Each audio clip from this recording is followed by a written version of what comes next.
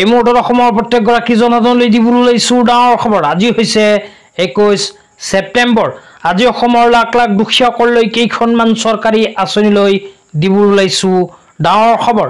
তো যিসকল মানুহে ভিডিঅ'টোত ক্লিক কৰিছে অনুগ্ৰহ কৰি ভিডিঅ'টো স্কিপ নকৰি প্ৰথমৰ পৰা শেষলৈ চাই থাকিব, কিয়নো এইটো ভিডিঅ'ৰ মাজত চৰকাৰী ঘৰৰ প্ৰথম কিস্তিৰ টকা প্ৰদানৰ পৰা আৰম্ভ কৰি মহিলাসকললৈ কেইখনমান নতুন খবৰ প্ৰদান কৰিম। তো অনুগ্ৰহ কৰি ভিডিঅ'টো স্কিপ নকৰি প্ৰথমৰ পৰা শেষলৈ চাব আৰু মোৰ চেনেলত নতুন হ'লে প্লিজ চেনেলটো ছাবস্ক্ৰাইব কৰি মোৰ লগত থাকিব। তো বলক ভিডিঅ'টো আৰম্ভ কৰি আজি প্ৰথমটো গুৰুত্বপূৰ্ণ খবৰৰ বিষয়ে বিস্তাৰিত জানি লওঁ। তো আজি প্ৰথমটো খবৰ হ'ল চৰকাৰী ঘৰলৈ। ভাৰত চৰকাৰে ইতিমধ্যে লাখ লাখ দুখীয়াৰ বেংক একাউণ্টত সোমাই দিছে চৰকাৰী ঘৰৰ প্ৰথম কিস্তিৰ ধন। তো আপোনালোকে মোবাইল স্ক্ৰীনত চাব পাৰিছে অসম চৰকাৰৰ ফালৰ পৰা চৰকাৰী ঘৰলৈ এনেকৈ এখন আপডেট প্ৰদান কৰিছে। তো ইয়াতে কিন্তু স্পষ্টকৈ লিখা আছে যে ইতিমধ্যে চৰকাৰী ঘৰৰ প্ৰথম কিস্তিৰ টকা সোমাই গৈছে। তো ইয়াতে লিখা আছে প্ৰধানমন্ত্ৰী আৱাস যোজনা গ্ৰামীণ 2.0 1,71,593 জন পৰিয়াললৈ গৃহমঞ্জুৰী আৰু প্ৰথম কিস্তি প্ৰদান। তো ইয়াতে কিন্তু স্পষ্টভাৱে কোৱা হৈছে যে ভাৰত চৰকাৰে অসমৰ 1,71,593খন পৰিয়াললৈ প্ৰদান কৰিছে চৰকাৰী ঘৰৰ প্ৰথম কিস্তিৰ ধন। তো আপোনাৰ বেংক একাউণ্টত চৰকাৰী ঘৰৰ টকা সোমাইছেনে নাই নিশ্চয় ভিডিঅ'টোৰ কমেণ্ট বক্সত কমেণ্ট কৰি জনাই দিব। লগতে কিমান তাৰিখে প্ৰদান কৰিছে তাৰিখটো আপোনালোকক বিতংভাৱে দেখুৱাই দিছোঁ। তো অনুগ্ৰহ কৰি ভিডিঅ'টো স্কিপ নকৰি চাই থাকিব। তো তাৰিখ সম্বন্ধে ইয়াতে কোৱা হৈছে দেশৰ প্ৰধানমন্ত্ৰী শ্ৰী নৰেন্দ্ৰ মোদী ডাঙৰীয়াৰ উপস্থিতিত কিন্তু প্ৰদান কৰিছে চৰকাৰী ঘৰৰ প্ৰথম কিস্তিৰ টকা। তো তাৰিখৰ বিষয়ে ইয়াতে কোৱা হৈছে 17 ছেপ্টেম্বৰ 2024। তো যোৱা 17 ছেপ্টেম্বৰ তাৰিখে ভাৰত চৰকাৰে অসমৰ 1,71,000 পৰিয়াললৈ প্ৰদান কৰিছে চৰকাৰী ঘৰৰ প্ৰথম কিস্তিৰ ধন। তো যিসকল মানুহে এতিয়ালৈকে চৰকাৰী ঘৰৰ প্ৰথম কিস্তি পোৱা নাই সেইসকল মানুহে কি কাৰণত চৰকাৰী ঘৰৰ প্ৰথম কিস্তি নাপাব পাৰে এতিয়া আপোনালোকক বিতংভাৱে জনাই দিছোঁ। তো ইয়াৰ পিছত মহিলাসকললৈ এখন নতুন খবৰ প্ৰদান কৰিম। তো আপোনালোকক দেখুৱাই আছোঁ, আপোনালোকে মোবাইল স্ক্ৰীনত চাব পাৰিছে মাই স্কিম পৰ্টেলৰ ফালৰ পৰা এনেকৈ এখন আপডেট আহি পৰিছে। তো কি কাৰণত চৰকাৰী ঘৰৰ টকা নাপাব পাৰে এটা এটাকৈ আপোনালোকক জনাই দিছোঁ। তো ইয়াতে প্ৰথমে কোৱা হৈছে যিসকল মানুহৰ ঘৰত 3-4 চকীয়া কৃষি বাহন আছে সেইসকল মানুহে কিন্তু চৰকাৰী ঘৰ নাপাব। তাৰপিছত কোৱা হৈছে 50,000 টকা বা তাতকৈ অধিক ক্ৰেডিট লিমিট থকা ক্ৰেডিট কাৰ্ড যদি আছে সেইসমূহ পৰিয়ালেও চৰকাৰী ঘৰ নাপাব। তাৰপিছত কোৱা হৈছে চৰকাৰী কৰ্মচাৰী থকা পৰিয়ালৰ সদস্য, লগতে চৰকাৰৰ ওচৰত পঞ্জীয়নভুক্ত অকৃষি উদ্যোগ থকা পৰিয়ালেও চৰকাৰী ঘৰ নাপাব। ইয়াৰ লগতে আৰু কোৱা হৈছে পৰিয়ালৰ সদস্যই যদি প্ৰতি মাহে 10,000 টকাতকৈ অধিক উপাৰ্জন কৰে তেন্তে চৰকাৰী ঘৰ নাপাব। ইয়াৰ পিছত কোৱা হৈছে ইনকাম টেক্স পে' কৰাসকল, ফ্ৰিজৰ মালিক আৰু লেণ্ডলাইন ফোন থকা সকলেও কিন্তু চৰকাৰী ঘৰৰ প্ৰথম কিস্তি ধন বা চৰকাৰী ঘৰ নাপাব। তাৰপিছত 11 নম্বৰত কোৱা হৈছে অন্ততঃ এটা জলসিঞ্চনৰ সঁজুলি বা 2.5 একৰ বা তাতকৈ অধিক জলসিঞ্চিত মাটি। তাৰপিছত কোৱা হৈছে 2টা বা তাতকৈ অধিক শস্যৰ বতৰ বাবে 5 একৰ বা তাতকৈ অধিক জলসিঞ্চিত মাটি। তাৰপিছত আৰু কোৱা হৈছে কমেও এটা জলসিঞ্চনৰ সঁজুলি কমেও 7.5 একৰ বা তাতকৈ অধিক মাটিৰ মালিক হোৱা সকলেও কিন্তু চৰকাৰী ঘৰ নাপাব। এইবোৰ মানুহৰ যদি চৰকাৰী ঘৰৰ লিষ্টত নাম অন্তৰ্ভুক্ত হৈ আছে তেন্তে ভেৰিফিকেশ্যনৰ সময়ত এইবোৰ নাম কৰ্তন হ'ব। তেতিয়া আপোনালোকক দিবলৈ ওলাইছোঁ আজি দ্বিতীয়টো খুবেই গুৰুত্বপূৰ্ণ খবৰ। তো আজি দ্বিতীয়টো গুৰুত্বপূৰ্ণ খবৰ হ'ল মুখ্যমন্ত্ৰী আত্মনিৰ্ভৰ অসম আঁচনিলৈ। তো মুখ্যমন্ত্ৰী আত্মনিৰ্ভৰ অসম আঁচনিলৈ ইয়াতে লিখা আছে মুখ্যমন্ত্ৰী আত্মনিৰ্ভৰ আঁচনিৰ হিতাধিকাৰী অনুমোদন। মুঠ 25,238 গৰাকী হিতাধিকাৰীক অনুমোদন। দ্বিতীয় পৰ্যায়ত 75,000 হিতাধিকাৰীক পুঁজি প্ৰদান কৰা হ'ব বুলি মুখ্যমন্ত্ৰী ডাঙৰীয়াই বিতংভাৱে ঘোষণা কৰিছে। তো যিসকল উদ্যোগীয়ে মুখ্যমন্ত্ৰী আত্মনিৰ্ভৰ অসম অভিযান আঁচনিত আবেদন কৰিছিল সেইসকলৰ বাবে আহি গৈছে ভাল খবৰ। লগতে ইয়াতে আৰু লিখা আছে মুখ্যমন্ত্ৰী আত্মনিৰ্ভৰ আঁচনিৰ হিতাধিকাৰীক অনুমোদন। মুঠ 25,238 গৰাকী হিতাধিকাৰীক অসম চৰকাৰে প্ৰদান কৰিব টকা।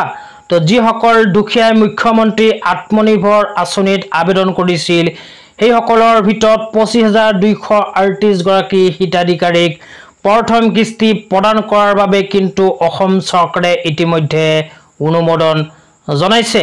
তো 25,238 গৰাকী হিতাধিকাৰীৰ বেংক একাউণ্টত অসম চৰকাৰে সোমাই দিব 1 লাখকৈ টকা। তো টকাখিনি কেতিয়া আৰু কিমান তাৰিখে সোমাব সেই বিষয়টো আপোনালোকক জনাই দিছোঁ। তো অনুগ্ৰহ কৰি ভিডিঅ'টো স্কিপ নকৰি প্ৰথমৰ পৰা শেষলৈ চাব আৰু মোৰ চেনেলত নতুন হ'লে প্লিজ চেনেলটো ছাবস্ক্ৰাইব কৰি মোৰ লগত থাকিব।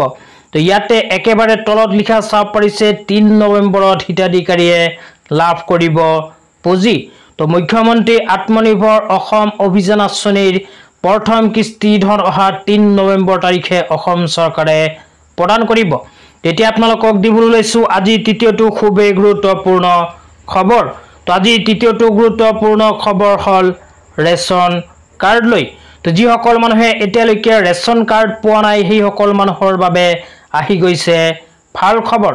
অসমত অসম চৰকাৰে আকৌ নতুনকৈ আৰম্ভ কৰিছে ৰেচন কাৰ্ডৰ আবেদন। তো ৰেচন কাৰ্ড আবেদন সম্পৰ্কে এনেকৈ এখন আপডেট চৰকাৰৰ ফালৰ পৰা প্ৰদান কৰিছে।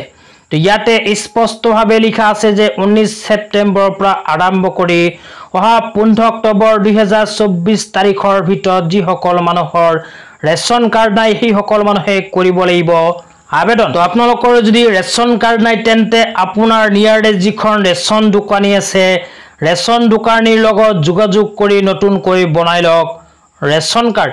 তো ৰেচন কাৰ্ড আবেদন কৰাৰ বাবে কি কি যোগ্যতাৰ প্ৰয়োজন হ'ব, কি কি প্ৰমাণ পত্ৰৰ প্ৰয়োজন হ'ব আপোনালোকক বিতংভাৱে জনাই দিছোঁ। তো প্ৰথম যোগ্যতাটো হ'ল আপোনাৰ ফেমিলিৰ বছৰেকীয়া ইনকাম 4 লাখ টকাৰ তলত হ'ব লাগিব। 2 নম্বৰত কোৱা হৈছে আপোনালোকে যদি ৰেচন কাৰ্ড পাব বিচাৰে তেন্তে ভেলিড আধাৰ কাৰ্ড থকাটো বাধ্যতামূলক। তাৰপিছত 3 নম্বৰত কোৱা হৈছে আপুনি ভাৰতীয় নাগৰিক হোৱাটো বাধ্যতামূলক। ইয়াৰ লগতে 4 নম্বৰত কোৱা হৈছে চেণ্ট্ৰেল গভৰ্ণমেণ্ট আৰু ষ্টেট গভৰ্ণমেণ্টত যিসকলে 4th গ্ৰেডত চাকৰি কৰে আৰু বছৰেকীয়া 4 লাখ টকাতকৈ কম পায় সেইসকল 4th গ্ৰেডৰ চাকৰিয়ালসকলেও কৰিব পাৰিব 2024 চনৰ ৰেচন কাৰ্ডৰ আবেদন। তো ইয়াৰ লগতে ৰেচন কাৰ্ড আবেদন কৰাৰ সময়ত কি কি প্ৰমাণ পত্ৰৰ প্ৰয়োজন হ'ব সেয়াও আপোনালোকক বিতংভাৱে জনাই আছোঁ। তো অনুগ্ৰহ কৰি ভিডিঅ'টো স্কিপ নকৰি প্ৰথমৰ পৰা শেষলৈ চাই থাকিব। তো ৰেচন কাৰ্ড আবেদন কৰাৰ সময়ত প্ৰমাণ পত্ৰৰ ভিতৰত ইয়াতে কোৱা হৈছে ফৰ্ম চি। তো আপোনালোকে যেতিয়া ৰেচন কাৰ্ড আবেদন কৰিব তেতিয়া ফৰ্ম চিখন ফিল আপ কৰি জমা দিব লাগিব। 2 নম্বৰ প্ৰমাণ পত্ৰৰ কথা কোৱা হৈছে ভেলিড আধাৰ কাৰ্ড। তো আপোনালোকৰ এখন ভেলিড আধাৰ কাৰ্ড থকাটো বাধ্যতামূলক। 3 নম্বৰত কোৱা হৈছে ভোটাৰ ID কাৰ্ড বা ভোটাৰ লিষ্ট। 4 নম্বৰত কোৱা হৈছে প্ৰুফ অফ এড্ৰেছ। তো আপোনালোকৰ এড্ৰেছ প্ৰুফৰো কিন্তু প্ৰয়োজন হ'ব। 5 নম্বৰত কোৱা হৈছে ফেমিলি মেম্বাৰৰ ফটো। 6 নম্বৰত কোৱা হৈছে বেংকৰ একাউণ্ট। সাধাৰণতে এইকেইখন প্ৰমাণ পত্ৰৰ প্ৰয়োজন হ'ব যদিহে ৰেচন কাৰ্ডৰ কৰিব বিচাৰে আবেদন। তেতিয়া আপোনালোকক দিবলৈ লৈছোঁ আজি চতুৰ্থটো খুবেই গুৰুত্বপূৰ্ণ খবৰ। তো আজি চতুৰ্থটো গুৰুত্বপূৰ্ণ খবৰ হ'ল স্বনিৰ্ভৰ নাৰী আঁচনিলৈ। তো যিসকলে 2021-22 বিত্তীয় বৰ্ষত স্বনিৰ্ভৰ নাৰী আঁচনিত আবেদন কৰিছিল সেইসকলে আকৌ নতুনকৈ কৰিব লাগিব ৰেজিষ্ট্ৰেশ্যন। তো আপোনালোকে যদি স্বনিৰ্ভৰ নাৰী আঁচনিত আবেদন কৰিছিল তেন্তে অনুগ্ৰহ কৰি ভিডিঅ'টো স্কিপ নকৰি প্ৰথমৰ পৰা শেষলৈ চাই থাকিব। তো আপোনালোকে মোবাইল স্ক্ৰীনত চাব পাৰিছে স্বনিৰ্ভৰ নাৰী আঁচনিলৈ চৰকাৰৰ ফালৰ পৰা প্ৰদান কৰা হৈছে এনেকৈ এখন বিশেষ আপডেট। তো যিসকল শিপিনীয়ে স্বনিৰ্ভৰ নাৰী আঁচনিত আবেদন কৰিছিল সেইসকল শিপিনীৰ বাবে ৰেজিষ্ট্ৰেশ্যন আৰম্ভ হৈছে 15 ছেপ্টেম্বৰ 2024 তাৰিখৰ পৰা। তো আপোনালোকে যদি স্বনিৰ্ভৰ নাৰী আঁচনিত আবেদন কৰিছিল তেন্তে আপোনালোকে কিন্তু কৰিব লাগিব আকৌ ৰেজিষ্ট্ৰেশ্যন। তো ৰি ৰেজিষ্ট্ৰেশ্যনৰ কাম যোৱা 15 ছেপ্টেম্বৰ তাৰিখৰ পৰাই আৰম্ভ হৈছে। তো যিসকলে স্বনিৰ্ভৰ নাৰী আঁচনিত আবেদন কৰি বস্ত্ৰ ক্ৰয় কৰিব বিচাৰে আৰু যিসকলে বস্ত্ৰ বিক্ৰী কৰিব বিচাৰে দুয়ো পক্ষই কিন্তু কৰিব লাগিব আবেদন। তো আবেদন কৰাৰ সময়ত কি প্ৰমাণ পত্ৰৰ প্ৰয়োজন হ'ব সেয়া আপোনালোকক বিতংভাৱে জনাই দিছোঁ।